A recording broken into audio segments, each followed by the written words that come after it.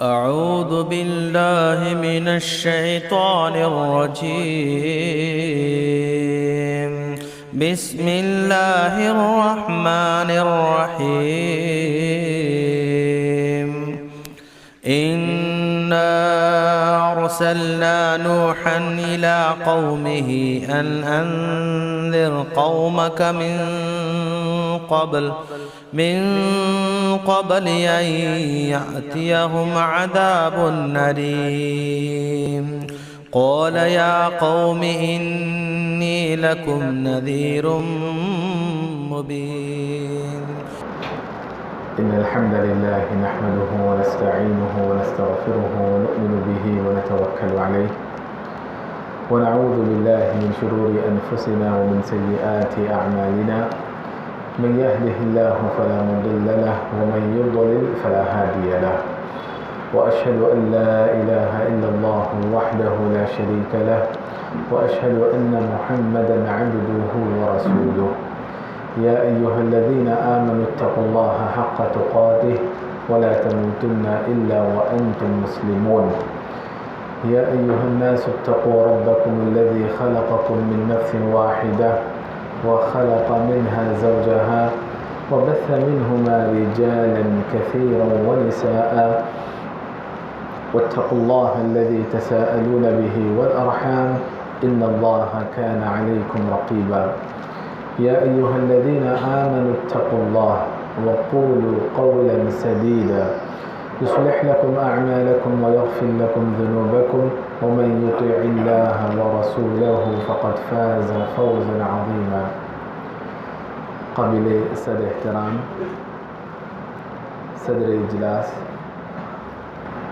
و عزت مآب جناب نعمت اللہ خان صاحب،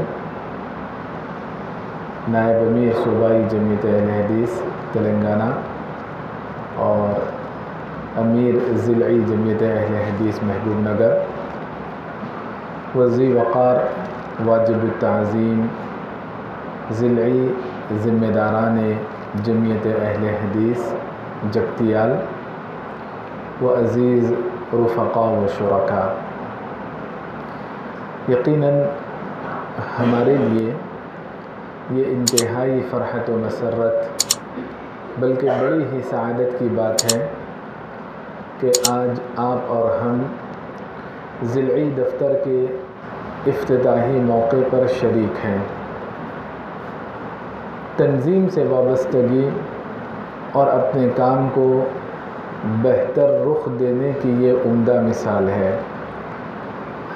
ہم تمام جانتے ہیں کہ یہ ضلعی جمعیت کوئی قدیم جمعیت نہیں، نئی ضلعی جمعیت ہے جو ہمارے بزرگ کی سرپرستی میں بحسن خوبی مختلف شکلوں میں خدمات انجام دے رہی ہے، اور آج الحمدللہ دیگر اضلاع کے لیے جہاں پر اب تک دفتری نظام بحال نہیں ہو سکا، ان کے لیے ایک عمدہ مثال قائم کی گئی کہ ضلعی دفتر ہونا چاہیے، بلکہ ہماری کوشش یہ رہتی ہے کہ مقامی دفاتر بھی ہو، مقامی جمعیتوں کے دفتر ہوں اور وہاں پر مقامی احباب جمع ہوں، علمی مذاکرہ کریں، تنظیمی گفتگو کریں، رائے مشورہ ہو، جو بھی اپنی تعلیمی، تنظیمی، جماعتی اور رفاہی خدمات ہو سکتی ہیں وہ اس جگہ سے انجام دی جائے۔ الحمدللہ رفتہ رفتہ اچھی تبدیلی آ رہی ہے۔ اللہ سے امید ہے کہ کام کرنے والے جب مخلص ہوں گے انشاءاللہ اور رائے مشورے سے کام کریں گے دستور کی روشنی میں، شریعت کی روشنی میں، تو یقیناً اللہ سے امید کی جا سکتی ہے کہ ہماری خدمات مؤثر ہوگی اور اس کے اچھے اثرات دیگر اضلاع میں بھی نظر آئیں گے۔ معزز حاضرین، یہ جو افتتاح کی مناسبت ہے، دفتر کے افتتاح کی، تنظیمی اعتبار سے ہمارے لیے بے انتہا اہمیت کی حامل ہے، کیونکہ جس قدر ہم منظم ہوں گے اسی قدر ہماری خدمتیں، چاہے جماعتی خدمات ہوں یا پھر رفاہی خدمات ہوں، تو جس قدر ہم تنظیمی طور پر منظم ہوں گے اسی قدر ہماری مستقبل کی منصوبہ بندی ہوگی اور بہتر سے بہتر انداز سے ہم جمعیت کی اور انسانیت کی، ملت کی، وطن کی خدمت کر سکیں گے۔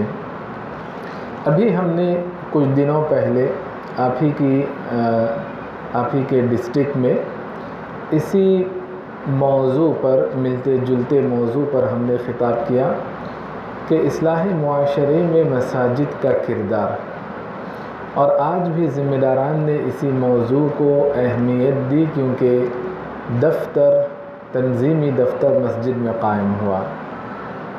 ہمارے ذہنوں میں مسجد کا بڑا محدود اور ناقص تصور ہے، جبکہ مسجد ایک انقلابی جگہ ہے۔ مسجد ہمہ جہت کام کرنے کا مقام ہے۔ مسجد صرف صوم و صلات کی حد تک نہیں یا قرآن کی تلاوت کی حد تک محدود نہیں۔ اگر ہم سنت و سیرت کا مطالعہ کریں، نبی صلی اللہ علیہ وسلم کا دور دیکھیں، دور نبوت، اور صحابہ کرام کا دور دیکھیں تو پتہ چلتا ہے کہ مسجدیں ان دنوں میں کس قدر سرگرم تھیں۔ آج مسجد کو ہم نے تنظیمی کام کے لیے بھی استعمال کیا۔ الحمدللہ یہ بھی ہماری دین کی خدمت کا ایک حصہ ہے کہ یہاں سے ہم جماعت اور جمعیت کی خدمت کریں گے، انسانیت کی خدمت کریں گے، دین کی خدمت کریں گے۔ مسلمانوں کے جتنے بھی کام ہیں، اہل علم کہتے ہیں عادتیں، روزمرہ کے جو کام ہیں، جو عبادتیں نہیں، عادتیں، جب نیت اچھی ہوتی ہے تو یہ عادتیں عبادتوں میں تبدیل ہو جاتی ہیں۔ یعنی جب آپ اپنے کاموں میں اچھی نیت کر لیں گے، اللہ سے اجر و ثواب کی امید رکھیں گے، خیر کی امید رکھیں گے، تو ایسی صورت میں آپ کی جو ضرورت ہے، عادت ہے، وہ بھی عبادت کے درجے کو پہنچ جاتی ہے۔ نبی صلی اللہ علیہ وسلم کے دور سے، بلکہ اسلامی نقطہ نظر سے دیکھا جائے تو مسجدیں اسلامی شعائر کی حیثیت رکھتی ہیں۔ شعائر اسلام یعنی ایسی چیزیں جنہیں دیکھ کر یہ شعور ہو، یہ احساس ہو کہ یہاں اسلام زندہ ہے، یہاں مسلمان ہے، یہاں کلمہ گو افراد ہیں، اسلام کا نام لینے والے، اسلام کی تبلیغ کرنے والے، اسلام پر عمل کرنے والے افراد ہیں۔ تو شعائر اسلام، مساجد کا وجود ہی شعائر اسلام ہے۔ نبی صلی اللہ علیہ وسلم اپنے سارے کام مسجد سے جوڑ کر رکھا کرتے۔ مثال کے طور پر دوسرے ملک سے جب بڑے بڑے وفود آیا کرتے تو نبی صلی اللہ علیہ وسلم مسجد میں ان کا استقبال کرتے تھے، مسجد کو اہمیت دیتے اور ان کی تکریم بھی، ان کا استقبال بھی مسجد میں کیا کرتے۔ نبی صلی اللہ علیہ وسلم بیماروں کے لیے مسجد میں خیمہ نصب کر کے رکھتے، ان کی تیمارداری کرنے کا دوسروں کو موقع ملتا، اجر کمانے کا موقع ملتا۔ جو غریب بیمار ہے، بے سہارا ہے، مسجد میں ان کے لیے رہائش کا موقع ملتا۔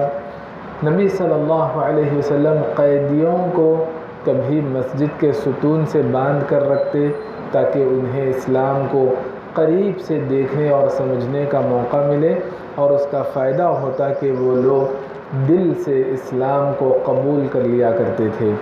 نبی صلی اللہ علیہ وسلم خواتین کو مسجد سے جوڑ کر رکھا کرتے۔ نبی صلی اللہ علیہ وسلم چھوٹے چھوٹے بچوں کو مسجد سے جوڑ کر رکھا کرتے، کیونکہ مسجد کا اصلاح میں بڑا کردار ہے، اصلاح نفس میں کردار ہے، اصلاح معاشرے میں بڑا کردار ہے، عقائد و ایمانیات کی اصلاح میں بڑا کردار ہے، عبادات و معاملات کی اصلاح میں بڑا کردار ہے، دین پر استقامت اختیار کرنے میں مسجد کا بڑا کردار ہے۔ اسی لیے نبی صلی اللہ علیہ وسلم کی کوشش ہوتی کہ خود بھی مسجد سے وابستہ رہیں، اپنے کمروں کو بھی، امہات المؤمنین کے حجروں کو بھی نبی صلی اللہ علیہ وسلم نے مسجد سے بالکل متصف رکھا۔ دین و ایمان کی حفاظت کے لیے، اپنی نسلوں کو ایمان پر قائم رکھنے کے لیے، استقامت عطا کرنے کے لیے یقین جانیں مساجد کا ہونا بہت ضروری ہے، تعمیر کرنا ضروری ہے، تعمیر کردہ مساجد کو آباد رکھنا بہت ضروری ہے۔ آسمانوں اور زمین کی ہر چیز اللہ کے اختیار میں ہے، سب چیزوں کا مالک اللہ تبارک و تعالی ہے، لیکن اللہ تعالیٰ نے خاص طور پر مساجد کی نسبت اپنی جانب کی اہمیت اجاگر کرنے کے لیے اور فرمایا وَأَنَّ الْمَسَاجِدَ لِلَّهِ فَلَا تَدْعُوا مَعَ اللَّهِ أَحَدًا، مسجدیں اللہ کے لیے ہیں یا اعضائے سجود اللہ کے لیے ہیں، لہٰذا اللہ کے ساتھ کسی کو شریک نہیں ٹھہرانا چاہیے۔ قرآن مجید کے مطالعے سے ہمیں یہ بات بھی معلوم ہوتی ہے کہ اللہ تبارک و تعالیٰ نے مساجد کے خدمت گزاران کے ایمان کی بشارت سنائی ہے، ضمانت دی ہے کہ وہ مومن ہے۔ انما یعمر مساجد اللہ من آمن باللہ والیوم الآخر واقام الصلاة وآت الزکاة ولم یخش الا اللہ فعسى اولئک ان یکونوا من المہتدین۔ محض اللہ کے گھروں کو، مسجدوں کو وہی لوگ آباد رکھتے ہیں من آمن باللہ والیوم الآخر، جس کا اللہ اور آخرت کے دن پر ایمان ہے۔ ایمان درست ہونا، ایمان مضبوط ہونا، ایمان کی نعمت رہنا، ایمان کی دولت رہنا، ایمان کی طاقت رہنا بہت ضروری ہے۔ ایمان کی طاقت سے بہت سارے کام آگے بڑھتے ہیں۔ تو سب سے پہلے اللہ نے ایمان کی ضمانت دی کہ مسجد کے خدمت گزاران اللہ کے مومن بندے ہیں جن کا اللہ اور آخرت کے دن پر ایمان ہے۔ ایمانیات کے بعد عبادات کا اللہ نے تذکرہ کیا، وَأَقَامَ الصَّلَاةَ وَآتَ الزَّكَاةَ، نماز بھی قائم کی، زکوٰۃ بھی انہوں نے ادا کیا۔ نماز قائم کرنا بدنی عبادت ہے، زکوٰۃ کا ادا کرنا مالی عبادات ہے، لہٰذا ہر طرح کی عبادت انہوں نے انجام دی۔ صرف ایمانیات میں مضبوط نہیں رہے بلکہ عبادات میں بھی عملی طور پر وہ کامل انداز سے ثابت ہوتے گئے۔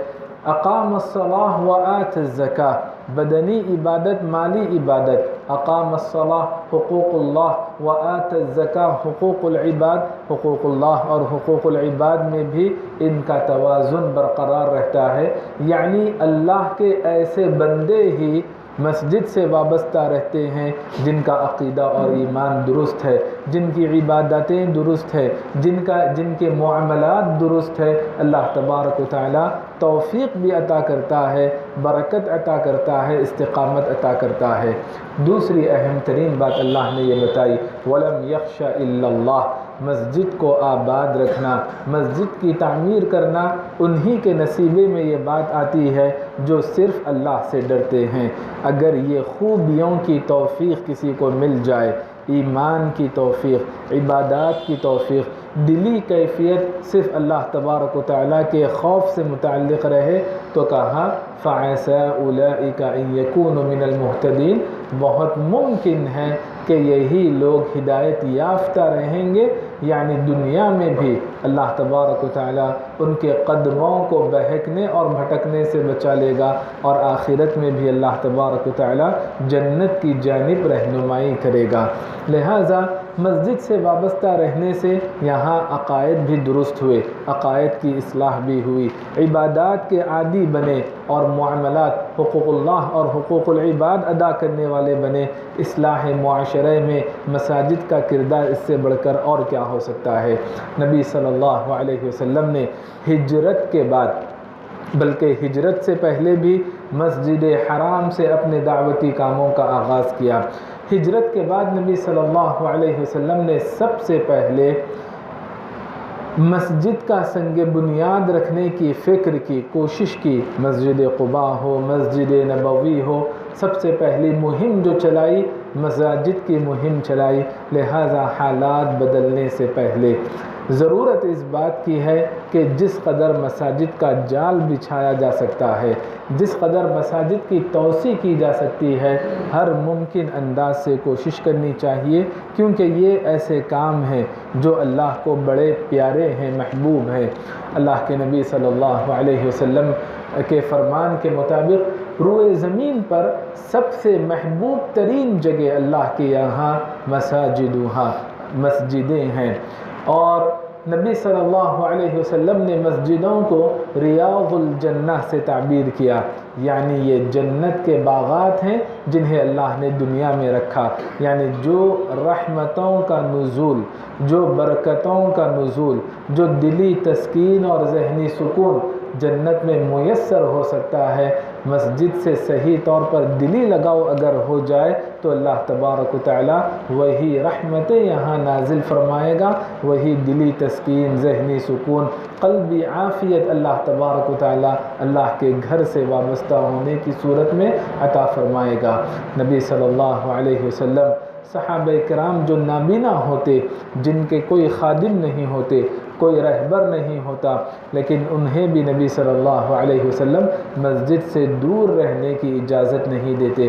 مسجد کے جو خدمت گزاران ہیں، خواتین ہیں، اگر ان کا انتقال ہو جائے، نبی صلی اللہ علیہ وسلم کو اطلاع نہیں دی جاتی، لیکن نبی صلی اللہ علیہ وسلم محض مسجد کی خدمت کی وجہ سے قبر کے پاس جاتے ہیں اور پھر نماز جنازہ ادا کرتے ہیں۔ ایک خدمت گزار خاتون کو نبی صلی اللہ علیہ وسلم نے اس قدر اہمیت دی، لہٰذا گھروں کو یا محلوں کو اگر دین سے وابستہ رکھنا ہے تو پھر مساجد کی تعمیر کرنی چاہیے۔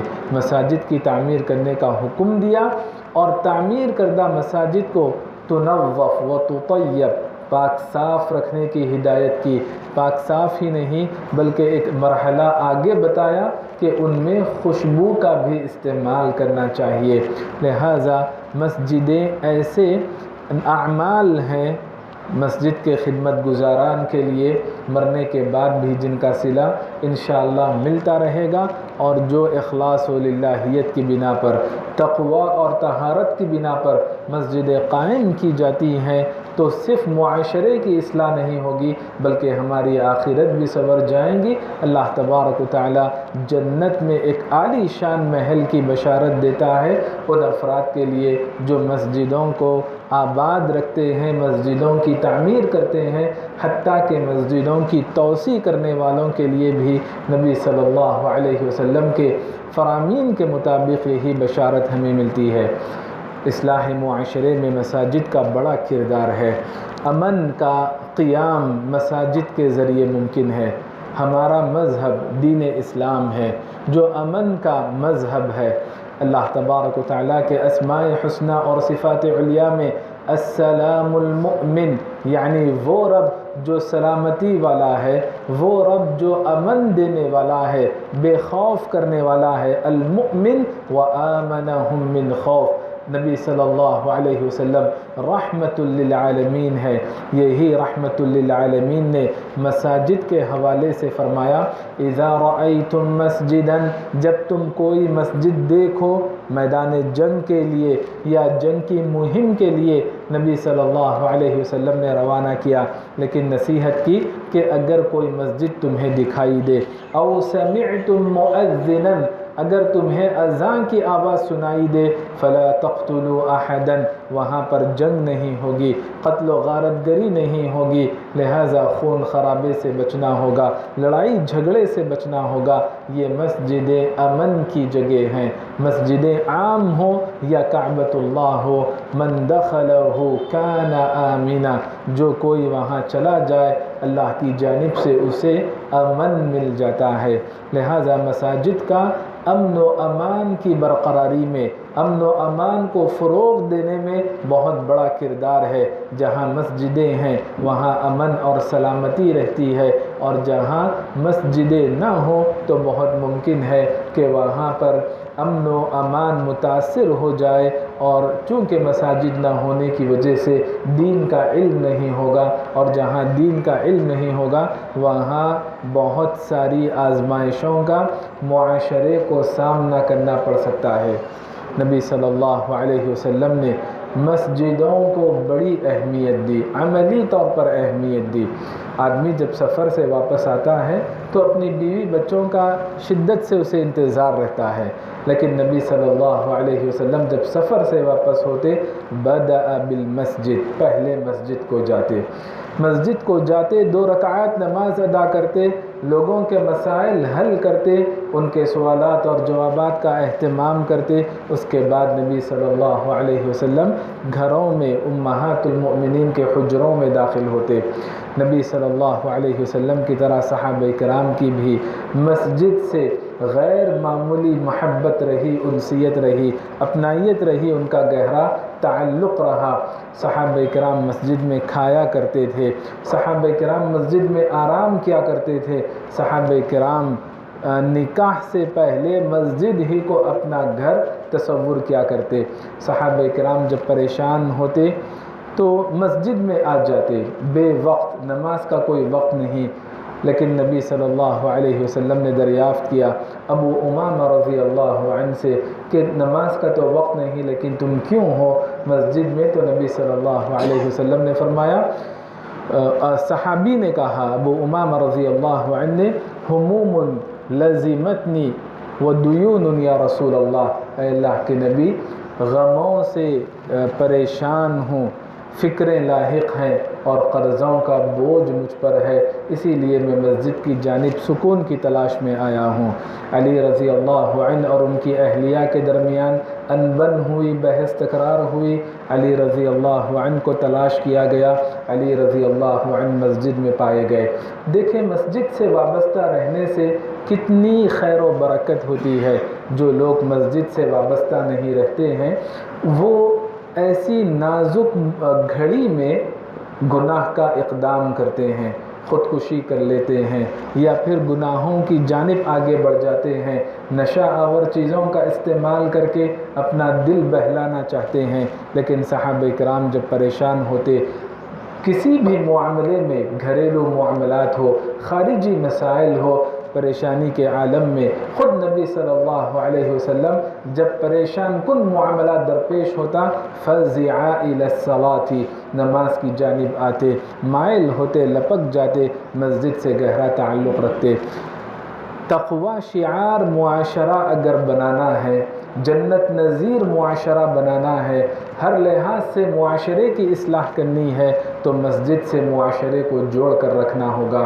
نبی صلی اللہ علیہ وسلم نے فرمایا المسجد بیت کل تقی، کہ ہر پرہیزگار کا گھر مسجد ہے۔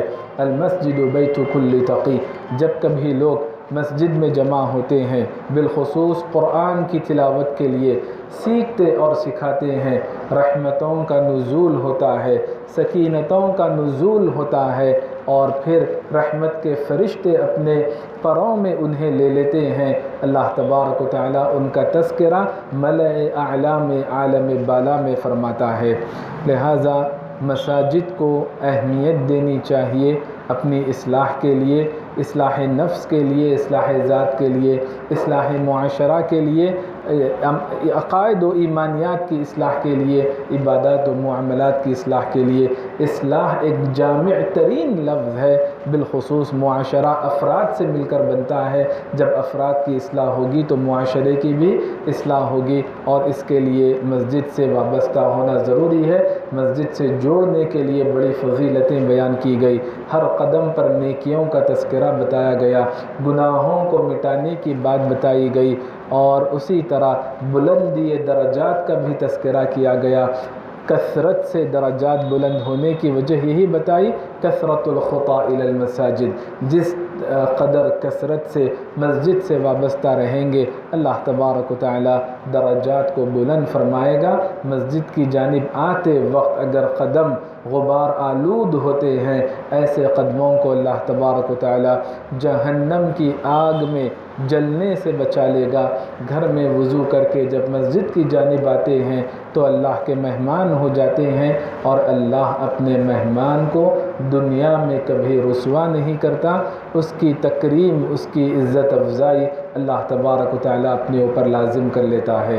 رات کے اندھیرے میں مسجد کی جانب آنے والوں کے لیے قیامت کے دن مکمل نور کی بشارت سنائی گئی، بلکہ گھر سے وضو کر کے با جماعت فرض نماز ادا کرنے کے لیے جب آتے ہیں، با جماعت فرض نماز ادا کرنے کے لیے آتے ہیں تو نبی صلی اللہ علیہ وسلم نے فرمایا کہ مکمل حج کرنے کا اجر ملتا ہے۔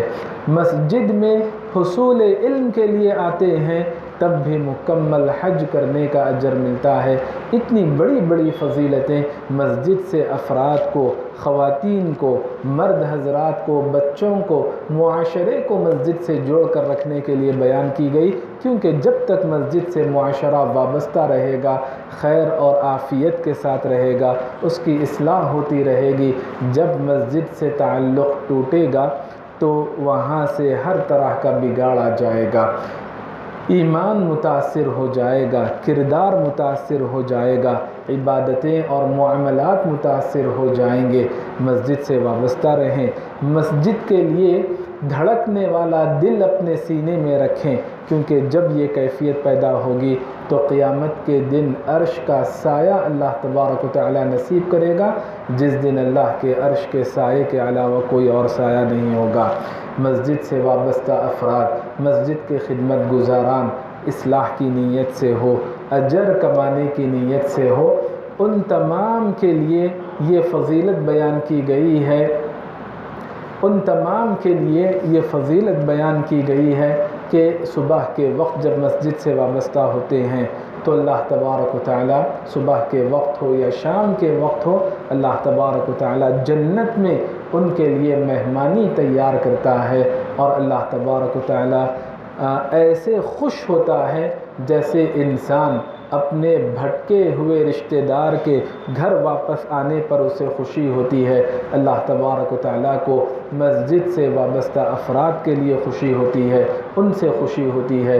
نبی صلی اللہ علیہ وسلم کے فرامین کے مطابق مسجد کے فکر مند افراد، مسجد کے تعلق سے فکر مند افراد کے لیے فرشتے دعائیں کرتے رہتے ہیں۔ عبادت سے فارغ ہونے کے بعد، نماز کے بعد اذکار کے لیے بیٹھے رہنے والوں کے لیے رحمتوں اور مغفرتوں کی فرشتے دعائیں کرتے رہتے ہیں، فرشتے دوست ہو جاتے ہیں مسجد کے خدمت گزاران کے لیے۔ انسانوں کی مدد کے لیے فرشتے آ جاتے ہیں جو مسجد سے وابستہ رہتے ہیں، بیمار ہو تو فرشتے ان کی عیادت کے لیے آتے ہیں۔ لہٰذا اللہ کی یہ ساری مخلوق، بالخصوص فرشتے جو نورانی مخلوق ہے، وہ اللہ کے حضور مسجد سے وابستگان اور مسجد کے خدمت گزاران کے لیے دعائیں کرتی رہتی ہیں، اور اللہ کی خاص عنایت ان پر رہتی ہے۔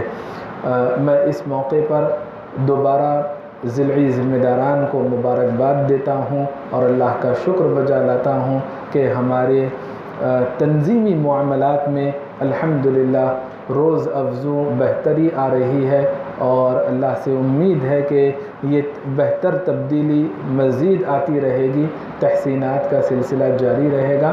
جن اضلاع میں ابھی دفاتر قائم نہیں ہیں، اللہ کرے کہ وہاں کا نظام بھی بہتر ہو، اور میں یہاں کے ضلعی ذمہ داران سے گزارش کروں گا کہ اپنی جتنی یونٹس ہیں، اکائیاں ہیں، مقامی جمعیتیں ہیں، ابتدائی جمعیتیں ہیں، وہاں بھی ایک دفتر قائم ہو۔